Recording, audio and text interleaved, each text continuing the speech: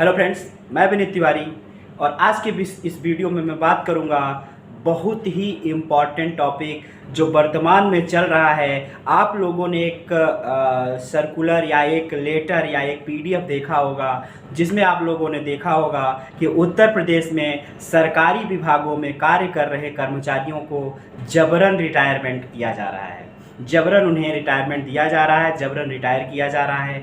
तो यह क्या है और आपको इससे बचने के लिए क्या चीज़ों को जानना ज़रूरी है, वह समय के पहले आप लोगों को जान लेना चाहिए ताकि आप पूरी सर्विस ठीक तरीके से और एक अच्छे कुशल पेशेवर के रूप में, कुशल प्रोफेशनल, स्किल्ड प्रोफेशनल के रूप में अपनी सेवा के पूरे टाइम को आप बिता पाएँ। इसके लिए आपको कुछ चीज़ों को जानना ज़रूरी है।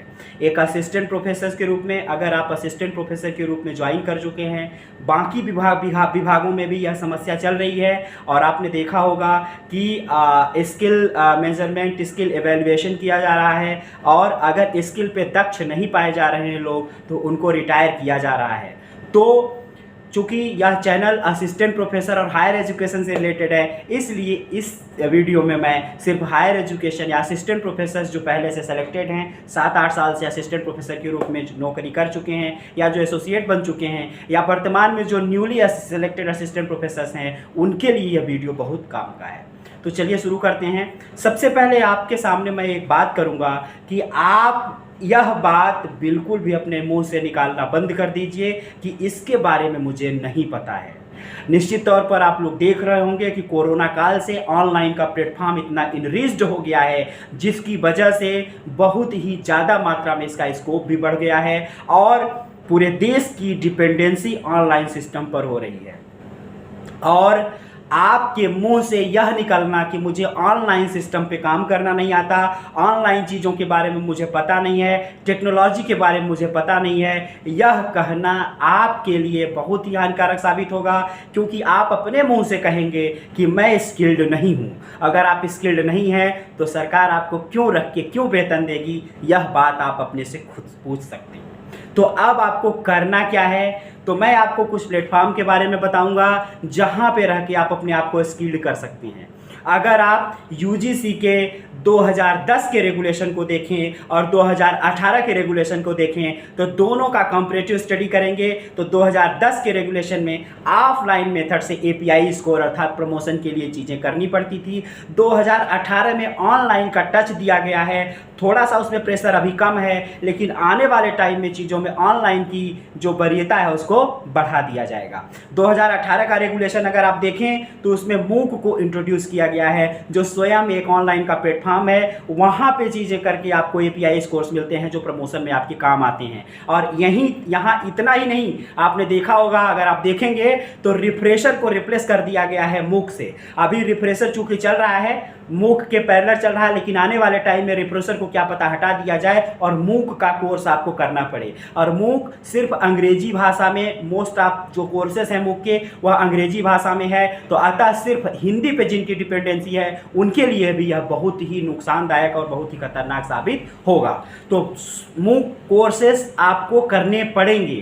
तो अगर आप आने वाले टाइम में अपने आप को स्किल्ड दिखाना चाहते हैं तो मूक जो एक कोर्स है, मैसिव ओपन ऑनलाइन कोर्सेस, इससे रिलेटेड एक वीडियो मैंने पहले से आप लोगों को दी है। यह मैसिव ओपन ऑनलाइन जो कोर्सेस हैं यह स्वयं नामक प्लेटफॉर्म पर होते हैं जो भारत सरकार का एक प्लेटफॉर्म है। वहाँ पे हर एक सब्जेक्ट के बहुत ही इनरिच्ड प्रोग्राम, बहुत ही इनरिच्ड कोर्सेस हैं। उसमें 4 क्वाड्रेंट्स होते हैं, 4 क्वाड्रेंट्स पे कोर्सेस को डेवलप किया जाता है और वहाँ की लर्निंग वाकई में अच्छी होती है क्योंकि जो टीचर्स होते हैं बहुत ही स्किल्ड और स्किलफुल होते हैं, वो लोग उन वीडियोस को देते हैं और लास्ट में उन कोर्सेज को करके, वीडियोस को देख के लास्ट में आपका टेस्ट होता है। 1000 रुपये उसका एग्जामिनेशन फीस लगता है। वह सर्टिफिकेट आपका रेगुलर से भी बढ़ के माना जाता है क्योंकि बहुत ही स्ट्रिक्ट परीक्षा होती है, उसमें नकल या किसी प्रकार के फ्रॉड की कोई दिक्कत उसमें नहीं होती है।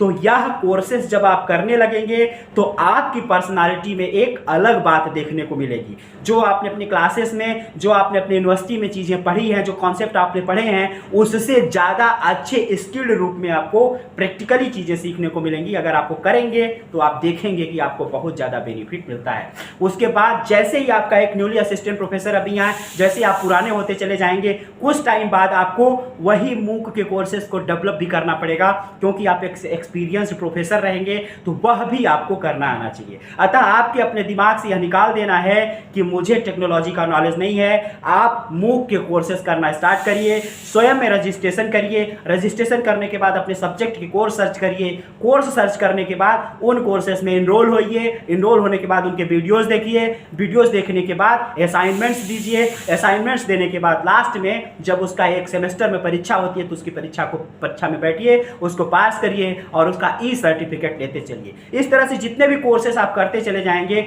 आपके व्यक्तित्व के लिए, आपकी नौकरी के लिए बहुत ही बेनिफिशियल होगा।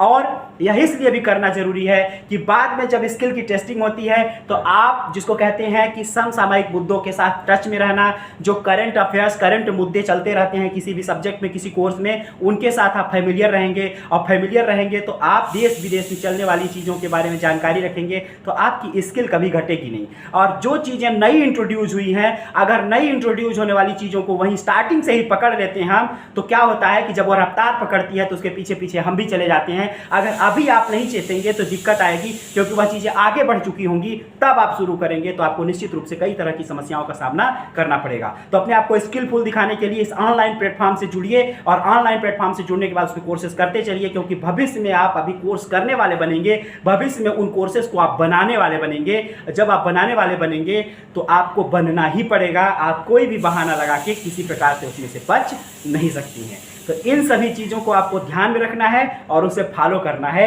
अगर आप अपनी नौकरी को पूरे सर्विस जितना का रिटायरमेंट एज है वहाँ तक करना चाहते हैं, और यह नहीं चाहते हैं कि आपको कोई ज़बरदस्ती रिटायर कर दे यह कह के कि आप स्किल्ड नहीं हैं। तो यह बातों को आपको ध्यान में रखना है। इस वीडियो में इतना ही, ऐसे ही किसी इंफॉर्मेटिव वीडियो में नेक्स्ट में मिलेंगे, तब तक के लिए थैंक यू।